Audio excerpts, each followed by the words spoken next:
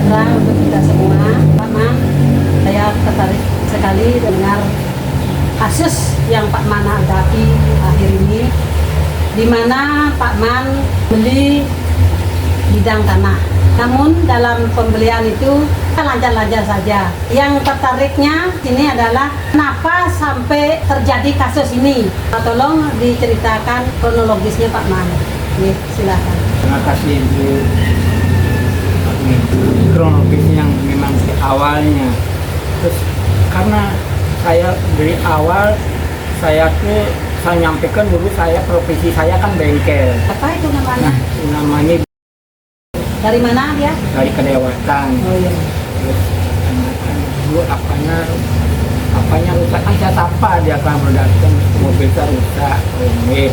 Akhirnya yang punya anak buah itu ngerjakan gitu. Itu yang ngobrol sama ini, Bu, gimana Bu kabar Bu? Aduh Pak Man bangkrut, jadi Pak Man karena situasi corona gitu dia. Terus gimana Bu? Pak Man yang tulung juga, Pak Man yang telah tanah kok beli ya aset yang bersih mau itu ragan bicara yang di mana aset Bu? Dia bilang ada di Ubud gitu. Yang nggak tahu Bu, Bang juga dia tak punya lokasi Bu yang nggak tahu tuh. Besok yang jemput Pak Man gitu, ajak ngeliat lokasi gitu. Mungkin cocok kira-kira yang ada aja kalau kena beli kena yang anak ini liu gitu yang bahasa dia nih. Nah anak yang liu banyak juga kenten siapa tahu nanti ada perkembangan mau bikin usaha kan kenten tahu setelah besoknya yang dijemput sama paginya sama suaminya jemput saya ajak ke lokasi melihat ke sana. Saya ikut numpang ke sana, dia bawa mobil jemput saya lihat di sana. Setelah di lokasi memang benar ada tanah panggung di sana gitu, ada bangunan udah rusak semua, ada ambruk ya, ada dirimbun kayu-kayuan gitu, nggak ada niat beli saya jadinya. Tapi di sana terus katanya gini Bu, sampai di mana batasnya Bu nih? Oh, dia tunjukkan sebelah utara dan sebelah selatnya ada batas-batasnya, tembok di sana, tembok aja. Kalau batas-batas atau ada saya lihat batas-batas itu aja. Nah, teman, sebelum jadi villa itu terlebih dahulu itu bangunan itu apakah bangunan kosong atau rumah tinggal atau apa? Itu namanya homestay katanya itu. Sabar dulu nih. Setelah beberapa bulan itu, kira-kira kurang lebih 6 bulan, yang takonnya kene, kan kita dulu silakan ke rumah dia bulan Agustus kira-kira ini, yang Desember akan melakukan jual beli itu 22 Desember 2021. Akhirnya teko yang di bulan Agustus itu mau nebus tuh dengan anaknya, Pak mungkin ada tamu sana itu bahasa nih dia bahasa Bali ini kok ketebus yang tanahnya. Loh, yang terkejut yang wah ketipu. Berarti surat tangan terus yang itu menipu nih betul kena yang. Bukan jual beli, bukan bersepakat kemudian mobilnya nanti ngulang ke yang ini. Yang tak notaris, bentuk kita yang ngomong, saya tanya notaris dulu. Tanya notarisnya, Bu, gimana itu kan udah yang lagi jual beli kan diproses suratnya Bu kan. Ampun Pak Man, dapet yang proses. Ini kok ada surat sambutan yang Bang Penundi di Warme Ibu tanggal 23. Semestinya Ibu kan panggil tiang kalau tiang ya. Panggil tiang kalau mau dibatalkan atau mau diproses. Sekarang baru yang lama masih salah Pak. Nah, tiang mengorin ya kita memang terjadi jual beli yang begitu yang ngomong jak tiang. Yang begitu kemudian tiang kayak utang piutang nih dan ini ben juga tuh kita lagi kuliah nih tiang pes. Bang yang tengil kan ya gitu nah. Tapi tadi lah yang blokir yang pendidikannya di napi BPN kita yang nakon BPN nih, yang nakon ke BPN Bu, kemudian blokir yang ngejual beli kan. Tapi Pak, nah waktu 1 bulan dia mantan nyidang lanjut, berarti proses tetap lanjut nih ke BPN. Aduh bulan Pak nunggu kalau dia memang ada kesalahan pasti 1 bulan diperpanjang blokirnya gitu. Setelah nikot yang langsung lanjutkan nikot akun yang BPN ini nak tunggu aja gitu. Setelah beberapa bulan itu kan panggilnya BPN. Pak, ikan dari tadi ambil gitu. Tidak ada masalah begitu yang ini. Jual belikan ada masalah, notaris tidak ada masalah pada saat itu kan kita modern. Itu keluar yang kita buatnya nulis kita buatnya kemarin itu yang perlu roket pengambil sertifikat. Ada sama Pak. Buat sama dia ngampun gitu. Nulis ya. Terus tahu yang lanjut ada surat ini dari pengambil yang orang tapi dan itu wartestasi yang terkejut menurut ngejang ini aku mau jual beli sah ini ada orang penipuan ini saya ada merasa nipu kedet yang yang kayaknya berpikir yo ngali pengacara si ngali pengacara pasti kalah kalau dia begitu yang ada itu pengacara adanya Pak Niko ibu pengacara Niko untuk yang hubungi ke pengacara Niko Pak cakonya kengken kronologis Pak orang dia begitu langsung dasarnya kene meli begitu senadot yang ada hambat itu terus ada surat tampilkan itu aneh mani barang nih kan aneh atas nama sertifikat dan gitu dia ngomong wah kalah ya paman begitu ngidang sih surat ini surat sing resmi buat tangan sih terus yang orang kene saja yang surat yang resmi tampilkan nah ini kan yang ngalah nyilih di bank model itu kan ada hak tanggungan besultan kan yang ngomong dan kita tanggungan ada yang jalan jual beli murni nih kan kok bisa yang tadi ke kene kita yang oh iya kan masih mengerti ini Pak Mas ini kok gitu pengacara dan ngerti pakai mungkin kenapa yang anu mungkin yang harap Bapak menang pasti menang Bapak ini soalnya tenado kini tenado kendala sana dikit itu aja setelah Niko setelah sidang yang tenang bareng sidang karena ragani kini kemudian paman balik sidang nampak ada benglah pengacara yang cukup yang masuk kejadian muntung gitu pengacara ngomong nih kan yang milih sidang saya bener yang sing nawang tahu pertama Niko putus Niko NU kan bisa diterima katanya Niko ini malah aja sih anu Niki mah putus sedikit soalnya kadang-kadang bisa gugat ya bening itu maupun pengacara ngomong setelah dua ada gugat yang kedua tahu-tahu dimenangkan dia kau pun yang ngerti bu yang awam hukum yang ngerti hukum yang minta kepada orang-orang yang tahu hukum mungkin biar ada yang mendapat keadilan itu aja yang minta itu yang sampaikan nah Pak Suwahyu selaku kuasa hukum daripada Pak Datawan nah dari proses diterimanya berkas perkara ya karena ini kan dari bawah sudah mulai berlangsung perayanya. Nah langkah-langkah apa dalam upaya pembelaan terhadap Pak Datawan mengenai kasus yang sedang dihadapi saat sekarang? Baik, perlu saya jelaskan di sini ya. Saya sebagai kuasa hukum Pak Datawan ini sebetulnya adalah setelah ada suatu kesalahan Pak Datawan dengan penasihat hukum yang dahulu ya. Saya melihat struktur hukumnya seperti ini yang sudah dijelaskan oleh Pak Datawan, yang jelas-jelas bahwa Pak Datawan ini sudah membeli tanah seseorang yang kita lihat dari struktur hukumnya adalah dilihat jual beli sudah sempurna ya. Kenapa saya katakan sudah sempurna? Karena semua pihak sudah menandatangani ya, dan notaris juga sudah menyatakan bahwa sampai sertifikat ini selesai dinyatakan bahwa tidak ada gangguan dalam proses pensertifikatan. Namun di dalam perjalanan itu dia ini kita berbicara back ya, back katanya Pak Datawan pernah menandatangani hutang piutang.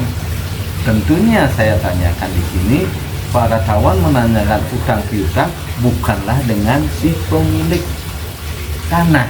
Nah, dalam hal ini pemilik tanah? Si pemilik tanah di sini yang tercatat di dalam SAM itu adalah yang namanya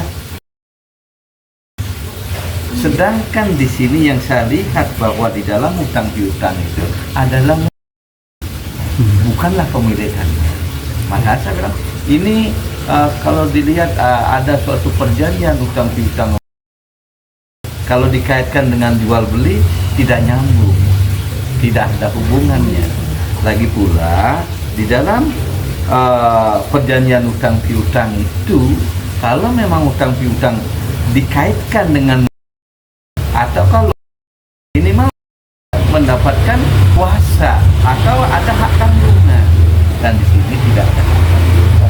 Makanya saya bilang ini antara utang piutang dengan jual beli ini adalah terpisah, beda, dan ini diselundupkan ke jual beli. Sedangkan yang jual beli itu ada kan bukanlah si